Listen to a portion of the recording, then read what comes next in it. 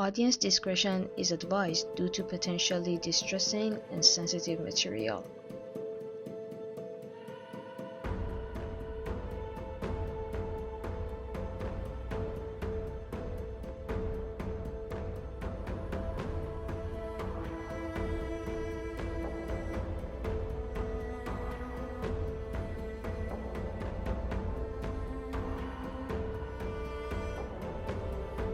This episode contains images of violence and sexual abuse. Please take care while listening. On March 6, 1981, a woman in a long coat walked the halls of a court in Lubeck, knowing exactly where she was going. It was as if she was on a mission. She was sharp, focused, determined. But something else also weighed on her heart, and that was what drove her to this point in life. Absolute heart-wrenching grief.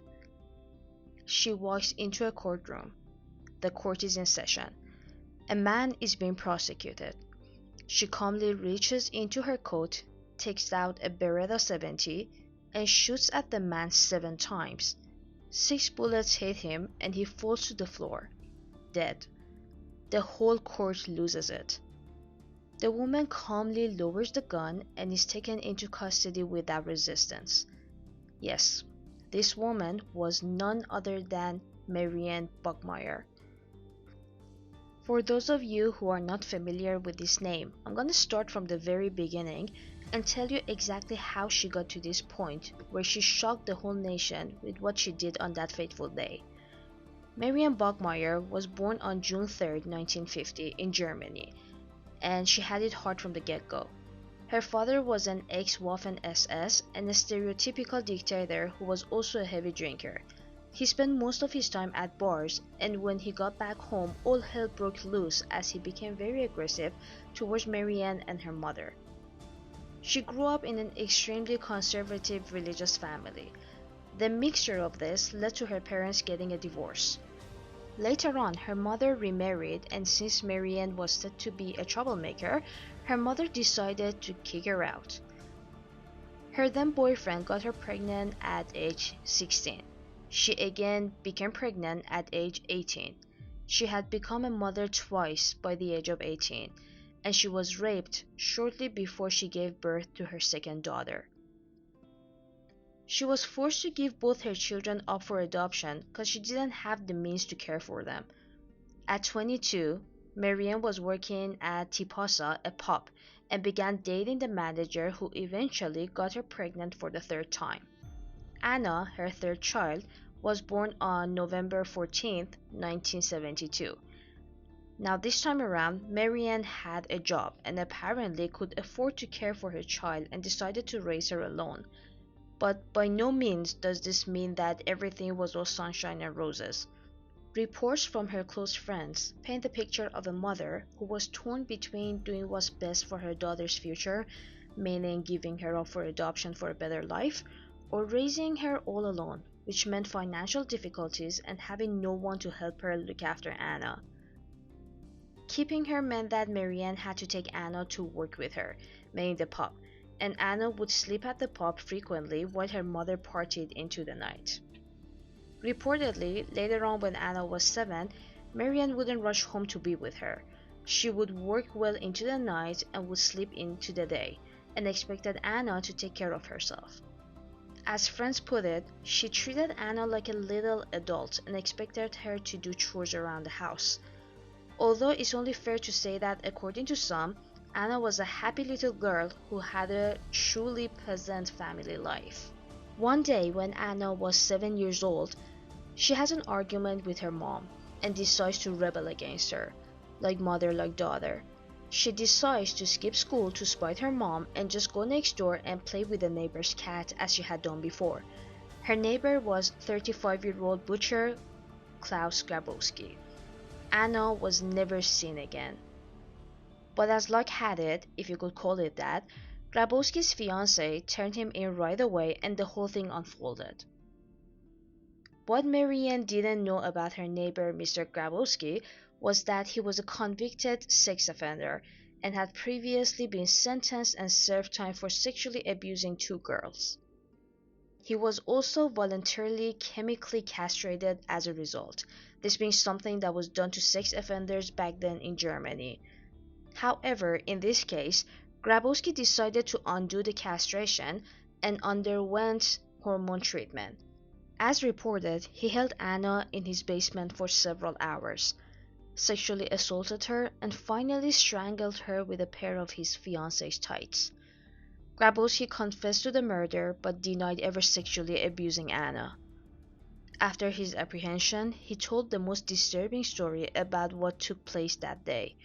He claimed that on the day of the murder, Anna came over to his house under the pretenses of wanting to play with his cats, but then said that she would tell her mother that he molested her if he didn't give her money, and he killed her solely because he was scared of being incarcerated again. As the prosecutor put it, after the murder, Grabowski tied Anna up, put her in a box, and left her on the shore of a canal. Now you can see how Marianne got to where she was on March 6, 1981. Going back to the beginning of this story, after Marianne shot Grabowski in the courtroom, she calmly waited for the officers to arrest her. According to Judge Gunther Kruger, who spoke to her right after the shooting, she said, "I wanted to kill him." She continued, "He killed my daughter. I wanted to shoot him in the face, but I shot him in the back. I hope he's dead."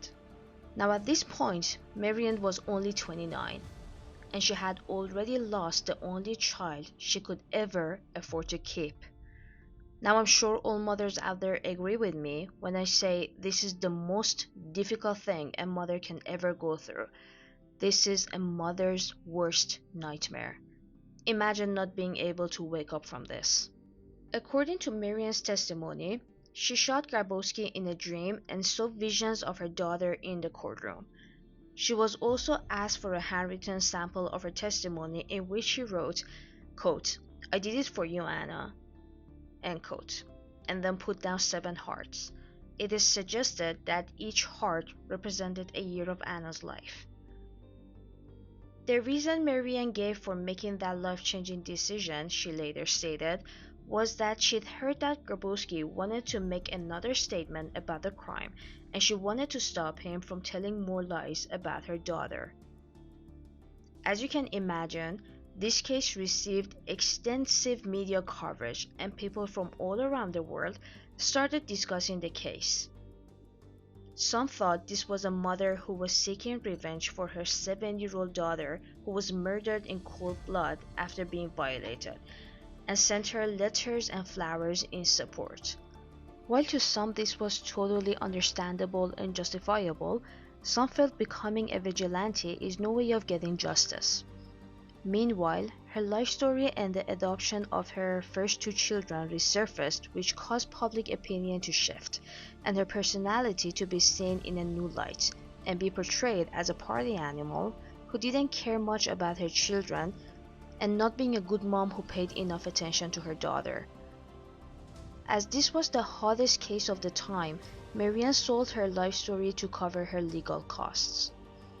On March 2, 1983, she was convicted of manslaughter and unlawful possession of a firearm, and was sentenced to 6 years in prison. She only served 3. In 1985, she married a teacher, and together they moved to Nigeria to get a new start.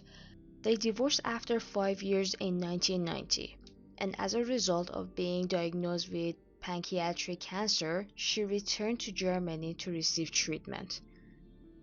She died on September 17, 1996, at the age of 46, and is buried next to her daughter, Anna, a mother and daughter forever bound by undying love and undeniable courage.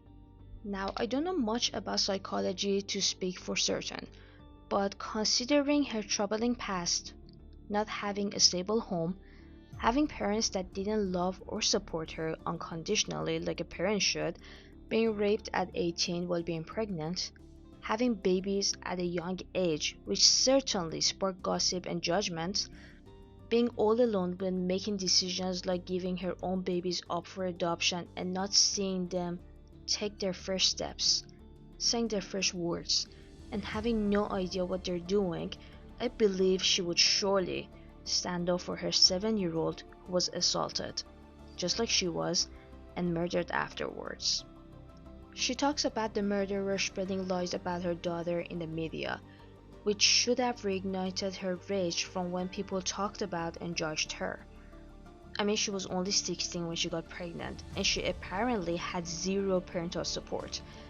She would see herself in her daughter, an innocent girl who made a tiny little mistake and got herself into a situation that no human being should ever be in, being taken advantage of. I mean, we all deserve to feel safe, but sadly, that is not the reality of the world. But then again, what would a 7-year-old or even a 16-year-old for that matter know about the ugliness of the world? How to protect themselves from being abused, molested, and raped. The light the media painted her in, being a mom who slept all day because she worked all night, I mean, she was a single mother and probably didn't make much money at the pub to be able to afford a nanny.